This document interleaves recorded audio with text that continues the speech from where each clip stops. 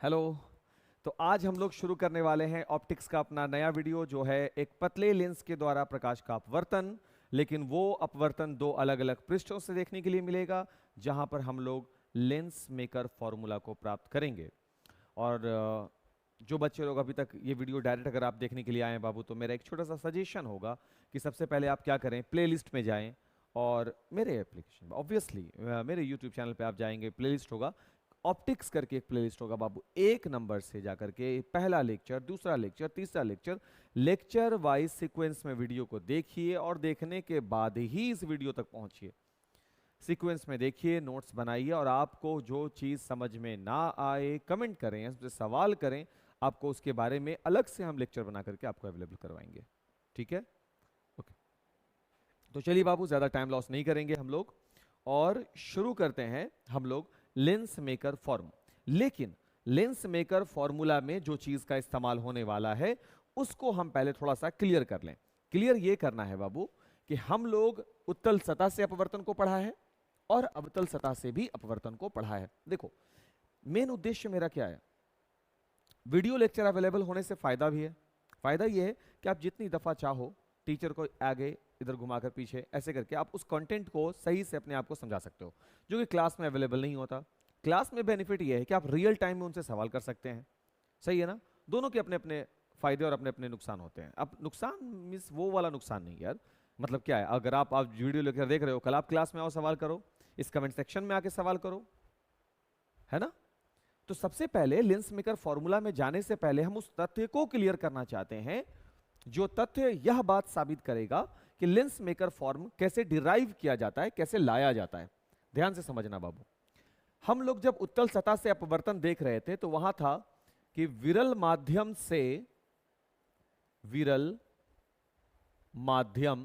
जिसको हम N1 या म्यू1 कहे थे, से सघन माध्यम, विरल माध्यम से सघन माध्यम म्यू2 में जब प्रकाश की किरण, उत्तल सतह के लिए आप ध्यान दीजिए बाबू, जो आप पढ़े, इसलिए तो हम बोला कि आप प्रीवियस लेक्चर देखे हों। तो जब उत्तल सतह से प्रकाश किरण, उत्तल सतह में जब विरल माध्यम से प्रकाश किरण सघन में प्रवेश करती है, तो विरल का अपवर्तनांक है म्यू1, सघन का अपवर्तनांक है म्यू2। तो उसके लिए फॉर्मूला जो निकल कर आया था वो था mu two upon we minus mu one upon you is equal mu two minus mu one upon R. क्या ये नियम निकलकर आया था? यस, ये आया था।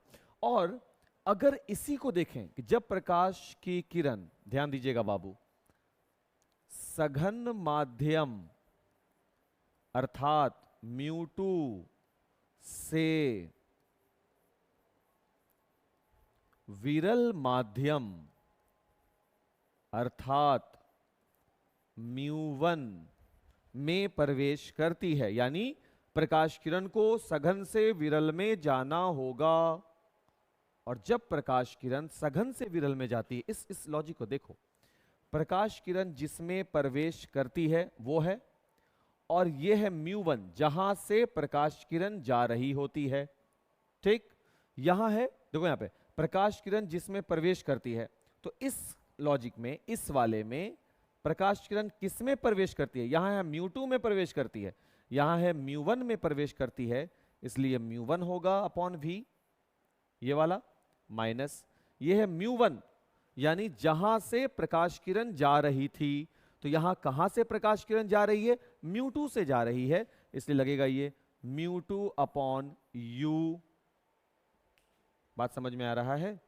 और उसी तरीके से यह म्यू2 माइनस म्यू1 है, जहां प्रकाश किरण प्रवेश की, माइनस जहां से प्रकाश किरण जा रही थी। तो यहां प्रकाश किरण किस में प्रवेश की? म्यू1 में। कहां से जा रही थी? म्यू2 से। और अपॉन में क्या लगेगा? आर। कोई भारी बात नहीं। अगर प्रकाश किरण म्यू1 से म्यू2 में जाती है तो μ2 upon v minus μ1 upon u बराबर μ2 माइनस μ1 बटा r। और अगर प्रकाश किरण μ2 से μ1 जाती है तो μ1 upon v minus μ2 upon u is equal to μ1 minus μ2 upon r होगा। और ये दोनों, ये जो डेरिवेशन है, ये μ1 से μ2 के लिए था। अगर कोई डेरिवेशन μ2 से μ1 के लिए होता तो बिल्कुल ऐसे ही बनता, कोई भारी बात नहीं की गई बाबू। आप इसको ध्यान से देखिए पहले, इस उम्मीद के साथ कि ये लॉजिक आपको समझ में आया होगा और आना भी चाहिए। इसके बाद ही हम लोग लेंस मेकर फॉर्मूला को कर पाएंगे, ठीक है। तो मेरे ख्याल से अब हम लोगों को आगे बढ़ना चाहिए और लेंस मेकर फॉर्मूला पर पहुंचना चाहिए। वाह, क्या शायरी बन गया नहीं। आगे बढ़ना चाहिए और लेंस मेकर फॉर्मूला में पहुंचना चाहिए। पतला लेंस, लेंस मेकर फॉर्मूला कैसे लेंसों के लिए काम करेगा? सर ये बहुत ही पतले लेंस के लिए काम करेगा, ठीक। इसके बाद क्या बनाना है बाबू? नहीं, ये अच्छा नहीं बना यार, ये अच्छा नहीं बना, ये अच्छा नहीं बना, है ना, मन लायक नहीं था थोड़ा। अब ठीक है, अब कुछ बेटर बेटर बेटर बोलेंगे, अच्छा नहीं बोलेंगे, बट पहले वाले से तो बेहतर ही है ना। उसके बाद एक खतरनाक सा प्रधान अक्ष, ठीक। प्रधान अक्ष के साथ साथ देखो क्या क्या बात बनता है बाबू। यहां सबसे पहले यहां पर कौन बैठेगा? सर प्रधान अक्ष के सामने पहले ऑब्जेक्ट रखेंगे। इसके बाद क्या होगा? ऑब्जेक्ट से प्रकाश किरण चलेगी। प्रकाश, देखो लेंस बहुत पतला है बाबू, बहुत पतला है, फिर भी हम यह मानकर चलेंगे कि ये एक, सॉरी, फिर भी हम ये मानकर चलेंगे कि ये हिट कर रही है इस पॉइंट पे। देखो ओ से चली और कहाँ हिट कर रही है? ए। इस पृष्ठ में ये वाला पॉइंट जो है इसका नाम बी रख देंगे, इस वाले पॉइंट का नाम सी रख देंगे। सही रहेगा समझने के लिए। अच्छा एक मिनट,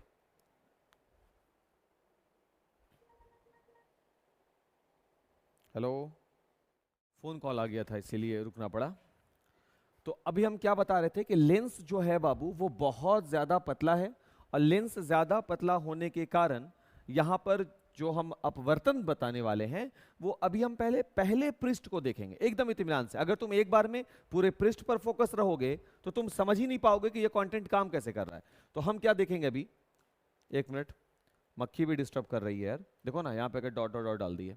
ये जो पहला पृष्ठ है ए बी सी, प्रधान अक्ष पर ये पॉइंट है, यहां पर ऑब्जेक्ट है, यहां पे वस्तु है।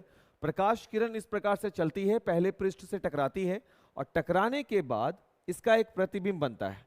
प्रतिबिंब कहाँ है वो भी देखिए भाई।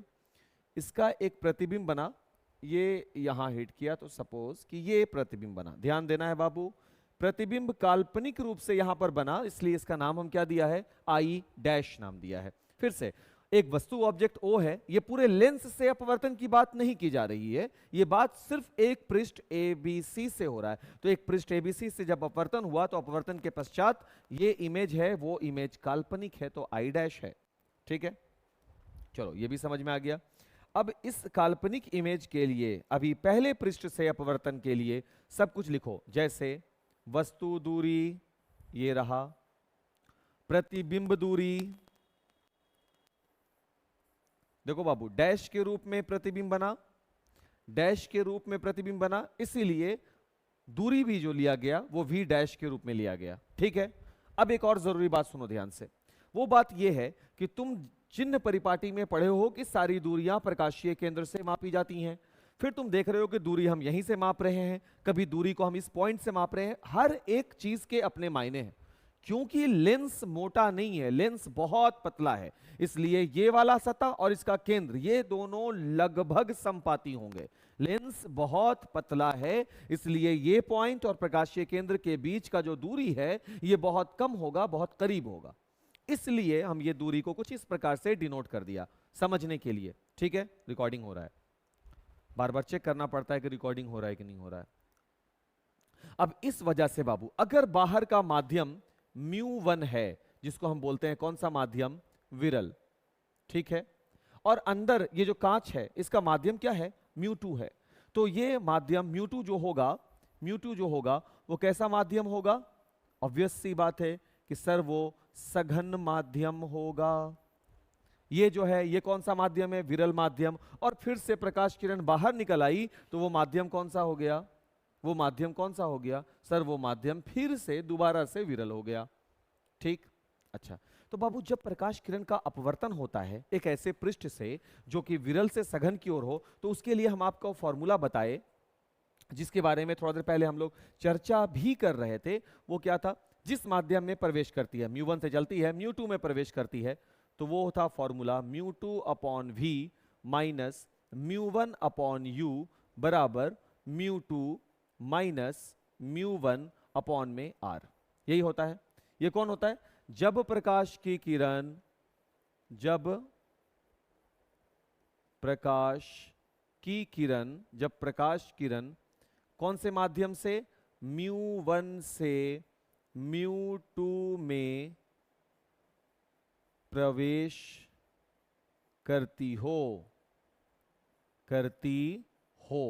यह है ना कंडीशन कि जब प्रकाश की किरण किसमें से, म्यू 1 से म्यू 2 में प्रवेश कर जाती है, यानी जब प्रकाश की किरण म्यू 1 माध्यम से म्यू 2 माध्यम में प्रवेश कर जाती है, तो formula mu 2 upon we minus mu 1 upon you is equal to mu 2 minus mu 1 upon r हो जाता है।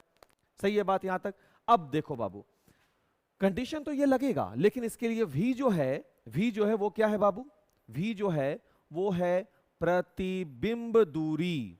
सही बोल रहे हैं ना, v जो है वो है प्रतिबिंब दूरी। तो मेरे इस कंडीशन के लिए प्रतिबिंब दूरी क्या है, वो है v डैश। u जो है बाबू वो है वस्तु दूरी। तो मेरे इस कंडीशन के लिए वस्तु दूरी क्या है, u है। r जो है बाबू वो है वक्रता त्रिज्या, किसकी, उस सतह की जिससे हम अपवर्तन देख रहे हैं, और वो सतह है ABC। अब इस सतह को बनाओ, देखो ध्यान से, बाद में हम मिटाएंगे इसको। यही है ना वो सतह गोल वाला, और इस सतह के लिए यहां पर बनेगा कहीं पर C, जिसको हम बोलते हैं केंद्र, और केंद्र से प्रकाशीय केंद्र, ये हुआ गोलीय दर्पण का केंद्र, वहां से परिधि तक की दूरी को वक्रता त्रिज्या बोलते हैं ना। तो यहां पर ये जो दूरी होगा ये वक्रता त्रिज्या होगी, क्योंकि ये मेरा पहला पृष्ठ है, अभी हम इसी से अपवर्तन देख रहे हैं। तो पहले पृष्ठ की त्रिज्या पहली वक्रता त्रिज्या होगी, जिसको हम R1 से सूचित करेंगे।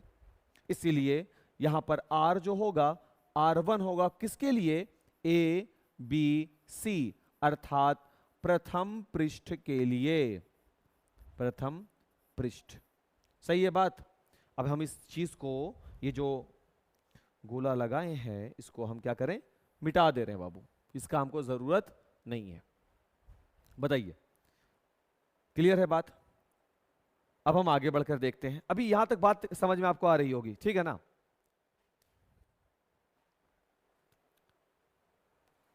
हमको नहीं लगता कि इसको समझने में कोई दिक्कत आया होगा, नहीं। तो अब ये सारे वैल्यूज को वहां जाके रखो ना बाबू। तो रखते हैं म्यू 2 बटा वी, तो म्यू 2, अरे ये क्या है भाई, अच्छा यहां है, तो ये बन गया म्यू 2 बटा वी। वी क्या है, प्रतिबिंब दूरी, और इस फोटो के लिए प्रतिबिंब दूरी क्या बना, v dash minus mu 1 upon u. U क्या बना, वो तो यू ही है सर, वस्तु दूरी, is equal mu 2 minus mu 1 upon r. R क्या बन गया है, R1 बन गया है। समीकरण कौन सा, पहला।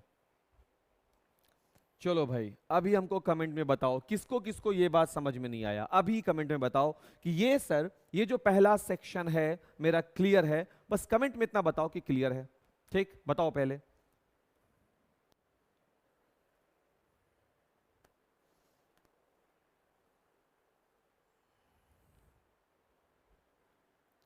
ठीक है, अब आगे बढ़ते हैं बाबू। चलिए अब दूसरे केस में आते हैं। दूसरा केस का मतलब हो गया दूसरे पृष्ठ। अब दूसरे पृष्ठ का अपना एक नाम होगा, नाम होना भी चाहिए। तो दूसरे पृष्ठ को जब हम देखते हैं तो इसका भी कुछ नाम होना चाहिए। तो इसका नाम हम कर दिया P, रेड वाइट है, इसको चेंज कर देते हैं बाबू ताकि पता चले स्पष्ट तौर पर। तो पृष्ठ का नाम है ये वाला P, इस वाले पॉइंट का नाम हो गया, इस वाले पॉइंट का नाम हो गया Q, और इस वाले सतह का इस तरफ के लिए सपोज कि ये हो गया R। भाई आपके साथ कौन सा सौतेला व्यवहार है जो आप नहीं हुए, एक P हो गया, एक Q हो गया और एक R हो गया। अब पहला वाला पृष्ठ क्या है बाबू, ABC, इधर से क्या हो गया PQR। ठीक, अभी पहले वाले पृष्ठ से, ये बहुत पतला है बाबू, यहां पर आप ज्यादा कुछ कर नहीं सकते, ये बहुत पतला है, यहां से यहां इमेज काल्पनिक है इसलिए डॉट लाइन से है। अगर अब यहीं से देखो बाबू ध्यान से,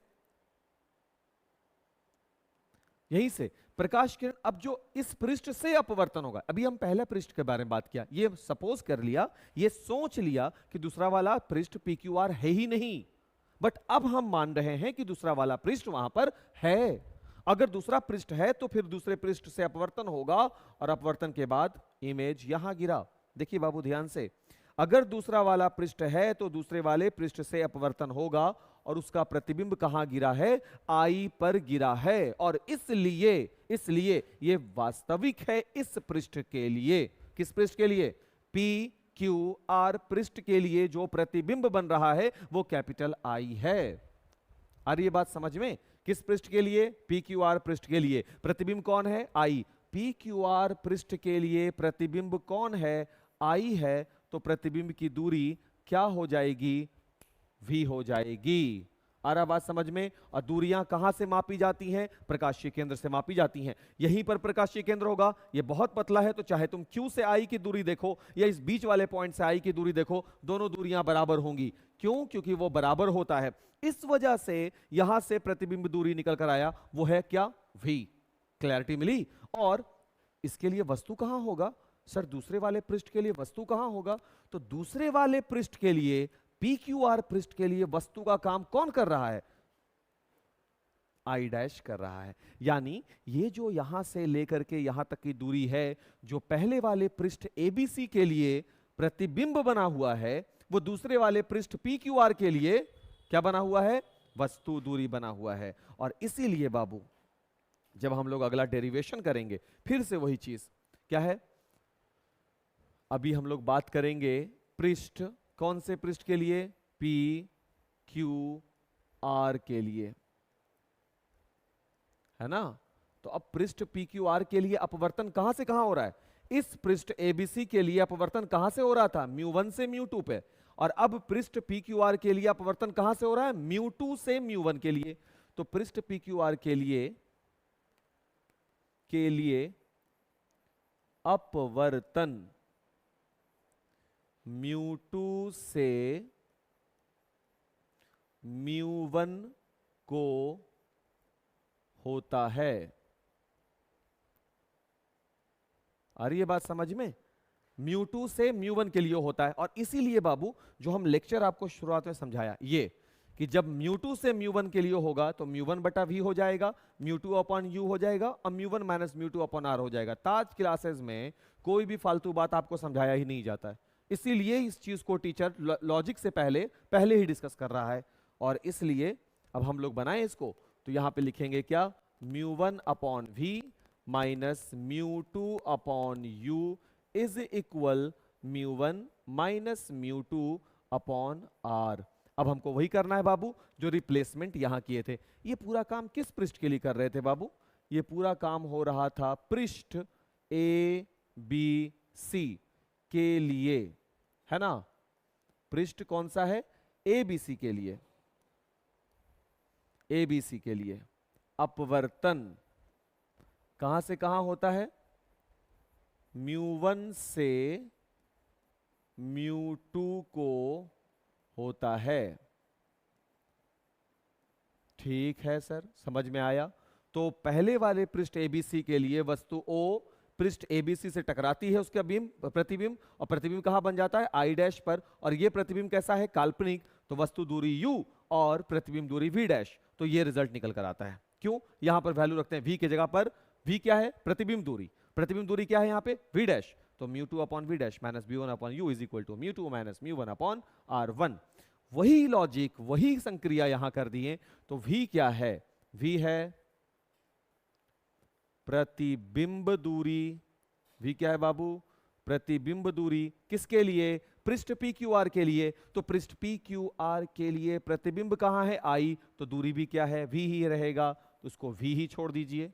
दूसरा U, U क्या होता है बाबू, वस्तु दूरी, और बाबू वस्तु दूरी किसके लिए? तो वस्तु दूरी हमको देखना है यहां पृष्ठ PQR के लिए। PQR के लिए ये जो I डैश है ये आभासी वस्तु का काम करता है। जैसे ये वस्तु O था ना यहां पर, तो यहां पर भी एक वस्तु है, लेकिन वस्तु कौन है यहां पे? I डैश, काल्पनिक रूप से, आभासी रूप से, और ये है वो आभासी वस्तु पृष्ठ PQR के लिए। तो ये यानी कि यहां पर ये अगर वस्तु है तो केंद्र से वस्तु की दूरी ये जो बना यही वस्तु दूरी बन जाएगा, और जो है V डैश, तो यहां पे लगा देंगे V डैश। हाँ बाबू, नैरेटिव जब बनाएंगे, जब नरेशन बनाएंगे तो सब लिख देंगे कि कौन क्या होगा, सब लिख दिया जाएगा, टेंशन नहीं लेना है आपको अभी। U हो गया वस्तु दूरी V डैश। R जो है वो फिर से वही वक्रता त्रिज्या होगी, वक्रता त्रिज्या होगी, बट किसकी वक्रता त्रिज्या होगी? पहले पृष्ठ की दूसरे पृष्ठ। पहला पृष्ठ तो ABC था, इसकी वक्रता त्रिज्या R1 आप कर चुके, तो दूसरा पृष्ठ कौन है? ये PQR, इसकी वक्रता त्रिज्या क्या बन जाएगी? R2 बन जाएगी। सारे वैल्यूज को यहां रख देंगे, इसलिए μ1 अपॉन V, V देखिए V क्या है? V ही है, ठीक है भाई, माइनस माइनस μ2 अपॉन U क्या है भाई? V डैश है, लगा दिया V dash, is equal μ1 minus μ2, μ1 minus μ2, और बटे में R किसके शक्ल में है? R2 के शक्ल में। ये हो गया समीकरण नंबर 2। देखो ध्यान से,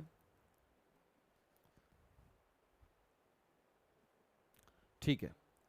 अब अगला काम क्या है भाई? तो हम लोगों के पास इक्वेशन 1 है, 2 है। देखो कुछ वैल्यू अगर कट रहा हो तो उसको जोड़ या घटाव कर देना चाहिए। तो कट कौन कौन रहा है? ये माइनस में और ये प्लस में, ये खत्म हो जाएगा। तो हमको क्या करना है? दोनों समीकरण को जोड़ देना है। उससे भी पहले हमको लगता है कि वो सब बात कंटेंट लिख दिया जाए, नहीं पहले मैथ को ही हल कर देते हैं। चलो मैथ को ही हल करते हैं। क्या कह रहा है ये? क्या लिखने वाले हैं अभी हम? दोनों समीकरण को जोड़ने वाले हैं सर आप, ठीक है। तो दोनों समीकरण को सिर्फ सामने में रखते हैं, क्योंकि अब तो यहां से मैथमेटिकली चलेगा बात। फोटो जो वहां तक समझना था उम्मीद है कि समझ में आ गया होगा। लिखेंगे क्या? समीकरण 1 प्लस समीकरण 2, यानी दोनों समीकरण को जोड़ रहे हैं। तो LHS देखिए यहां, μ2 upon V dash minus μ1 upon U, ये हो गया LHS। उधर से भी LHS लाओ, plus μ1 upon V minus μ2 upon V dash is equal इसका वाला μ2, RHS रख रहे हैं बाबू अब, इक्वल के दाएं तरफ वाला μ2 माइनस μ1 अपॉन R1 प्लस इसको लेकर के आइए μ1 माइनस μ2 अपॉन R2। देखिए हो गया। अगर कोई वैल्यू एलिमिनेट करता है, कट रहा है, उसको काट दो। तो हम यहां देख रहे हैं कि μ2 अपॉन V डैश और μ2 upon V dash plus minus cancel हो गया, और यहां हमको मिला μ1 upon V minus μ1 upon U, दिखा ये, इज इक्वल टू, यहां देखो बाबू, μ2 माइनस μ1 बटे में R1, और यहां देखो बाबू ये μ2 माइनस μ1 है, ये μ1 माइनस μ2 है। अगर इससे माइनस कॉमन ले लें, अगर इससे माइनस कॉमन ले लें तो ये भी क्या बन जाएगा? μ1, ये भी क्या बन जाएगा? ये भी बन जाएगा μ2 माइनस का μ1, और बटे में क्या आ जाएगा? R2, अगर हम माइनस को कॉमन ले लें, ठीक है। अब यहां पर दोनों के पास μ1 है, तो μ1 को कॉमन ले लेंगे, तो यहां बचेगा 1 upon V minus 1 upon U, और यहां पर वैल्यू मिलेगा μ2 माइनस μ1, जो कि कॉमन बन रहा है बाबू, μ2 माइनस μ1, और साथ में 1 अपॉन R1 माइनस का 1 अपॉन R2। देखिए तो है रिजल्ट।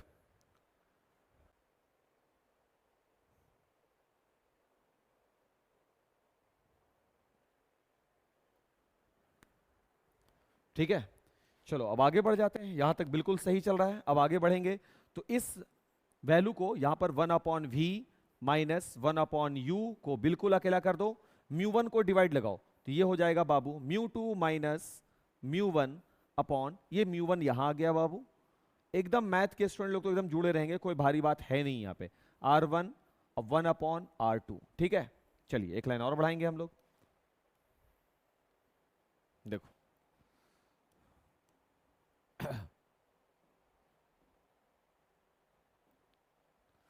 अरे इसको इतना देर लगता है ना प्रोसेस होने में, टाइम ही लगता है। हाँ, 1/v minus 1/u is equal, separate करो, μ2/μ1 माइनस, यहां देखो μ1 बटा μ1, μ1/μ1 लिखा जा सकता है भाई। μ1 से दोनों में भाग लग रहा है, दोनों को लगा दिया यहां पे, और ये हो गया 1/r1 माइनस 1/r2। पॉसिबल है? हाँ सर है। ये वैल्यू कट गया बाबू। लेंस वाले फॉर्मूला से हम लोग जानते हैं 1/v minus 1/u is equal to 1/f होता है, और यहां पर वैल्यू हो गया बाबू μ2/μ1 और माइनस का 1, और साथ में यहां पे मिल गया बाबू 1/r1 माइनस 1/r2, और ये जो आया यही है, यही लेंस मेकर सूत्र है। लेंस मेकर फॉर्मूला यही है, ये जो आया। लेकिन इसको निकालने के क्रम में बहुत सारे और भी वैल्यूज आए हैं जो एग्जाम में उसी रूप में पूछ दिए जाते हैं। जैसे कि यहां पर जो आप वैल्यू देख रहे हैं, एग्जाम में डायरेक्ट ये वाला वैल्यू दे दिया जाता है, बोला जाता है साबित करो, क्योंकि सब बच्चा इस चीज को प्रैक्टिस करता है, लेंस मेकर फॉर्मूला को सब साबित करते हैं, सबका ध्यान इस पर होता है, और उससे एक दो लाइन पीछे वाला फॉर्मूला आपको लिख देगा, बोलेगा इसको साबित करो, और तुमको लगेगा कि भाई ये तो हम पढ़े ही नहीं है, जबकि आपका वो पढ़ा हुआ है, बस उससे एक स्टेप आगे बढ़िएगा तो लेंस मेकर फॉर्मूला है। बहुत इंपॉर्टेंट है ये एग्जाम पॉइंट ऑफ व्यू से, बहुत बार एग्जाम में पूछा है, लॉन्ग क्वेश्चन में पूछा है। तो कहां पर दिक्कत है? हाँ, दिक्कत कहां है, जरा एक बार फिर से गौर कर लें इन सब चीजों को। पहले पृष्ठ के लिए बात समझ में आ गई होगी, दूसरे पृष्ठ के लिए बात समझ में आ गई होगी। ये जो लॉजिक लग रहा था बाबू, ये वाला जो μ1/v माइनस μ2/u, ये वाला जो काम कर रहे थे, ये वाला बात, इसको हम लोग अपने पिछले पृष्ठ में समझा दिया। और अगर ये समझ में नहीं आया तो फिर आगे वीडियो मत देखो, पहले ये समझो ढंग से, उसके बाद ही वीडियो को आगे देखा करो। अब वीडियो क्लियर हो गया। क्लियर होने के बाद दोनों समीकरण को जोड़ेंगे। जब हम दोनों समीकरण को जोड़ रहे हैं सर, दोनों इक्वेशन को जोड़ दिया, तो जोड़ने के बाद बस ये रिजल्ट मिला, ठीक है ना। ये रिजल्ट मिला तो आगे क्या बाबू, दोनों के पास μ1 है, तो मैथ में तो इतना सा बात जानते ही कि कॉमन है तो कॉमन ले लो, बात खत्म हो गई। तो कॉमन ले लिया μ1, 1/v माइनस 1/u हो गया। और यहां पर कॉमन नहीं है, μ2 माइनस μ1 और μ2 माइनस μ1 हम बनाए हैं कैसे, माइनस को कॉमन लेकर, यहां से यहां से माइनस को जब हम कॉमन लिया उसके बाद बनाए हैं ये चीज, पहले नहीं था ये चीज, तो कॉमन लेके बनाया गया, उसके बाद ही हम अपने मैथ को इस तरीके से आगे बढ़ाए हैं। बात समझ में आया ना। और फिर जब वैल्यू को बाबू यहां पर देखो, इस चीज को जब कॉमन लिया, कॉमन लेने के बाद देखो μ1 माइनस μ2 है, माइनस कॉमन ले लेंगे तो बनेगा ना μ2 माइनस μ1, तो वही माइनस कॉमन लेके μ2 माइनस μ1 बनाया। क्यों बनाया? क्योंकि दोनों के पास μ2 माइनस μ1 है, कॉमन बाहर 1/r1 माइनस 1/r2। रिजल्ट आपके सामने है सर, बताइए कहां पर डिफिकल्ट लगा सर, है ना। क्लियर, यही लेंस मेकर फॉर्मूला हो गया बाबू। अब हम आपको वो लिख देते हैं जो कंटेंट होना चाहिए, लिखा हुआ होना चाहिए, ठीक है। चलो रुक जाओ, थोड़ा एडजस्ट होने में इनको टाइम लगता है।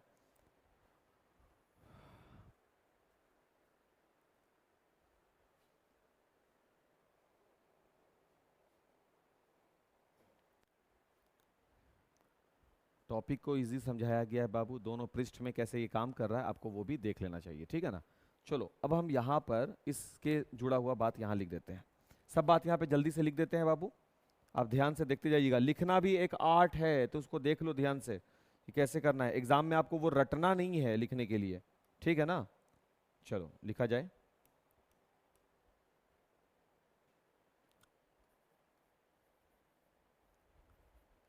एक पतले लेंस, फोटो बनाने के बाद ये बात लिखना है, पहले फोटो होना चाहिए, ये सब नहीं बाबू, पहले फोटो होना चाहिए फिर ये। एक पतले लेंस के प्रथम पृष्ठ, कौन सा है वो, ABC से एक बिंब O का अपवर्तन होता है। एक पतले लेंस के प्रथम पृष्ठ ABC से एक बिंब O का अपवर्तन होता है। बिंब का अपवर्तन का मतलब है बिंब से निकलने वाला जो रोशनी है उसका अपवर्तन होता है, जिसका आभासी प्रतिबिंब यानी काल्पनिक जिसका आभासी प्रतिबिंब कौन सा है, आई डैश है। सही हो गया। इस पृष्ठ के लिए, इस पृष्ठ के लिए u वस्तु दूरी है ना, तथा v डैश क्या है, काल्पनिक प्रतिबिंब दूरी है। v डैश क्या है बाबू, काल्पनिक प्रतिबिंब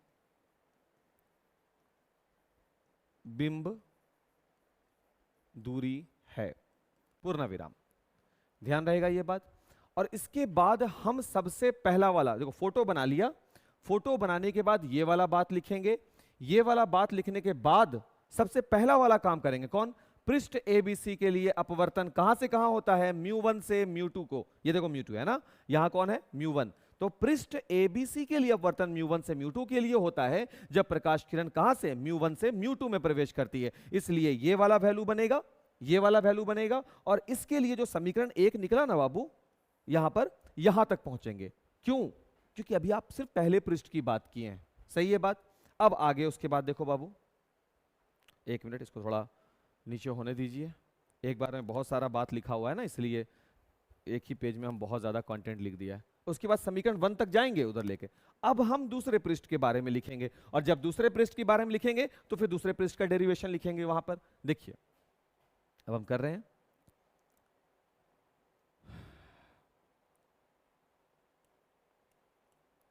लिखेंगे पृष्ठ PQR, और ये जो है मेरा, ये दूसरा पृष्ठ है, द्वितीय पृष्ठ है। पृष्ठ PQR से अपवर्तन के पश्चात, अपवर्तन के पश्चात वास्तविक प्रतिबिंब, वास्तविक प्रतिबिंब कहां बनता है, वास्तविक प्रतिबिंब कहां बनता है, तो वास्तविक प्रतिबिंब I यहां बनता है, जिससे प्रतिबिंब दूरी क्या हो जाएगी, V हो जाती है, हो जाती है। तो फिर इसका वस्तु कौन रहा, तो हम बोलेंगे इस पृष्ठ के लिए, कौन से पृष्ठ भाई, PQR, इस पृष्ठ के लिए, इस पृष्ठ के लिए I डैश जो है, I डैश किसका काम करता है, आभासी वस्तु का काम करता है। अब ये आभासी वस्तु बन गया है, कौन बन गया है, I डैश। इसलिए पृष्ठ PQR के लिए, यानी दूसरा पृष्ठ के लिए, पृष्ठ PQR के लिए, PQR के लिए वस्तु दूरी कौन होगी, वस्तु दूरी, जब ये आभासी वस्तु है तो वस्तु दूरी यही होगी, यानी V डैश, वस्तु दूरी V डैश होगी।